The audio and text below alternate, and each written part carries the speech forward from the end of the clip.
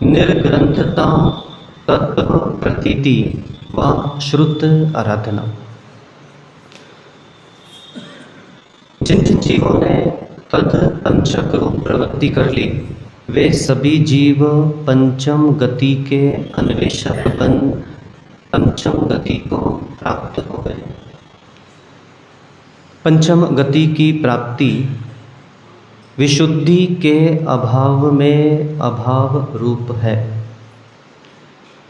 विशुद्धि की प्राप्ति त्रिशुद्धि के अभाव में अभाव रूप है। इसलिए एक धर्मात्मा प्राणी मस्तिष्क में सूत्र स्थापित कर तद्रूप परिणति करता चलता है। पहले त्रिशुद्धि और फिर विशुद्धि। प्रत्येक जीव धर्म अनुष्ठान कर रहा है, इस भ्रम में वो अपना पूरा जीवन यापन कर लेता है।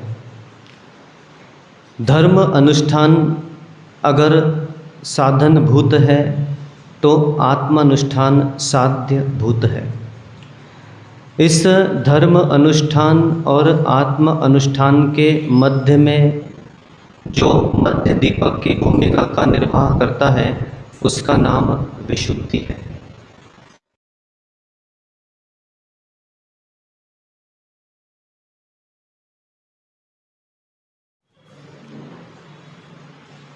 आप में से ऐसी कितनी माताएं हैं जिनके परिणाम परिपूर्ण रूप से विशुद्ध हैं? वो ज़रा हाथ उठा के संकेत करें। ऐसे कितने पुरुष हैं जिनको अभिषेक करते करते, जिन बिंबों की आराधना करते करते 20 वर्ष से ऊपर हो गया है? किसके परिणाम विशुद्ध हैं? हाथ उठाइए ज़रा। अब जब क्षुधा की वेदना सता रही है, भोजन कर रहा है, लेकिन इसकी क्षुधा शांत नहीं हो रही है, इसका तात्पर्य क्या है?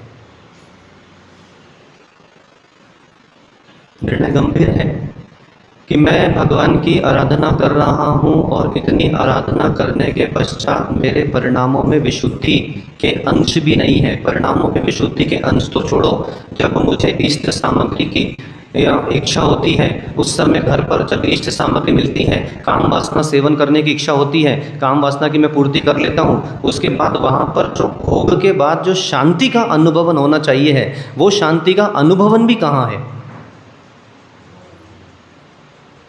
क्यों? भगवान बनना है तो भगवान छोड़ना पड़ेगा। क्या कहा बाबूजी? भगवान बनना है तो भगवान छोड़ना पड़ेगा।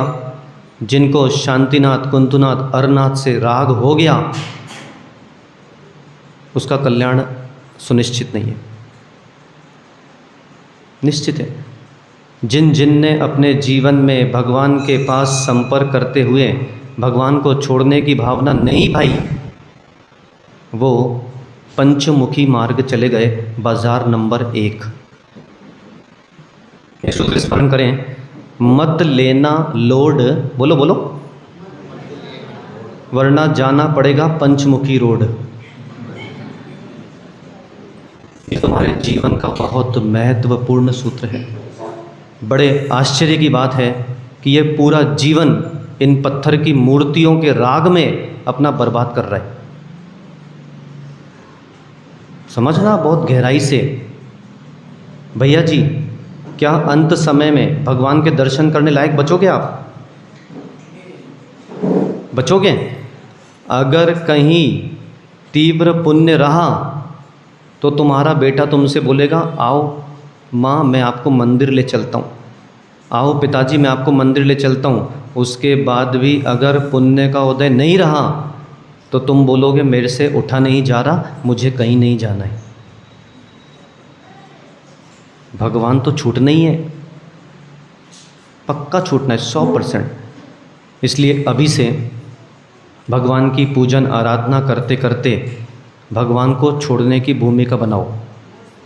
ये अंदर की एक साधना है।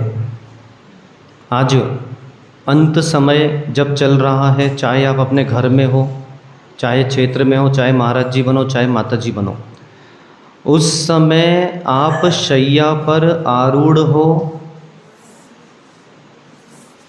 शरीर शांत है, शरीर किसी प्रकार की कोई प्रतिक्रिया नहीं कर रहा है। इसका मतलब यह नहीं है कि उस व्यक्ति का सुगति की प्राप्ति वाला मरण हुआ है, बिल्कुल नहीं। शरीर ऐसा पड़ा हुआ है तो उसके परिणामों में शांतता है कि उसके शरीर में अब शक्ति ही नहीं है आगे कुछ करने की, इसलिए उसका शरीर शांत पड़ा है। देखिए, अभी आपको ये सब निर्णय करने में बहुत समय लगेगा, क्योंकि आप लोग अब मात्र उन्हीं सिद्धांतों पर जी रहे हो जिन सिद्धांतों को आपको मात्र पिलाया गया है। कहीं आपके साथ छल तो नहीं किया गया।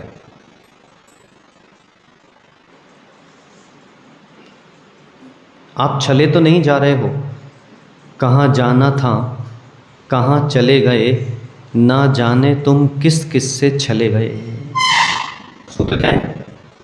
कहाँ जाना था, कहाँ चले गए, ना जाने तुम किस किस से चले गए। और जब सोनू पंचमुखी लौट गया तो पूरी समाज ने कहा, अच्छा हुआ जिन साहब भले गए। कहाँ जाना था, कहाँ चले गए। आज आप देखो तो सही, इतना धर्म अनुष्ठान करने के बाद भी परिणाम शांत क्यों नहीं है?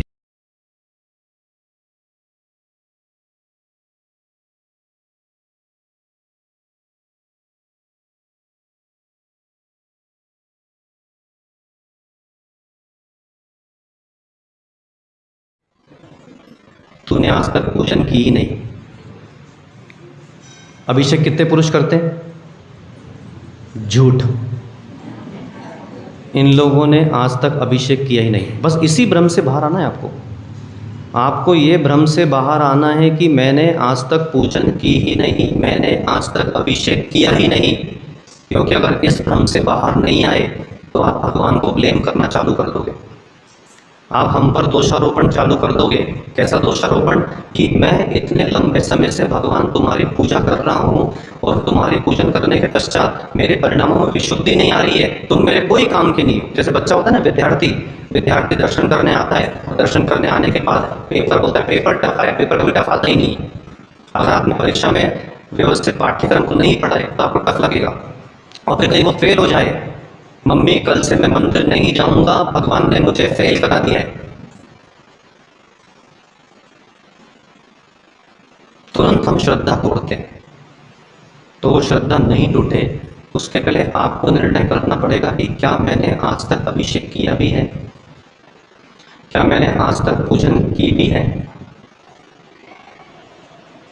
कलश, भगवान की मूर्ति, उसके ऊपर पानी डाल रहे हैं, उसका नाम अभिषेक है क्या? फिर अभिषेक क्या है? अभिषेक क्या है? अभिषेक को परिभाषित करो। बहुत कठिन है। पूरी रामगढ़ मंडी के सारे जैनों को बुलाओ, एक जैन परिभाषित नहीं कर पाएगा अभी कि अभिषेक क्या होता है। वो तो यही बोलेगा, महाराज मूर्ति को बिठा लो और श्रीमन ताम्र श्रेष्ठ रत्न दीप्ति ये पढ़ो, चतुष्कोट की स्थापना करो और वहाँ पे पानी गर्म करो, गुंडी में कलश में पानी लो और उठा के ओम ह्रीम श्रीम क्लीम ऐम हर मम मम हो गया अभिषेक, काम खत्म। उसने अभिषेक किया ही नहीं आज तक। अभिषेक किसे कहते हैं? जिस समय कलश हाथ में है और जिस समय जलधारा भगवान के ऊपर जा रही है, उस समय जल के दो विशेष गुण हैं, शीतलता और पारदर्शिता। तो भगवान का अभिषेक करते, इसको विशुद्धि चाहिए, मंदिर में फोन लेकर आते हैं, कैसे पॉसिबल है बताओ मुझे।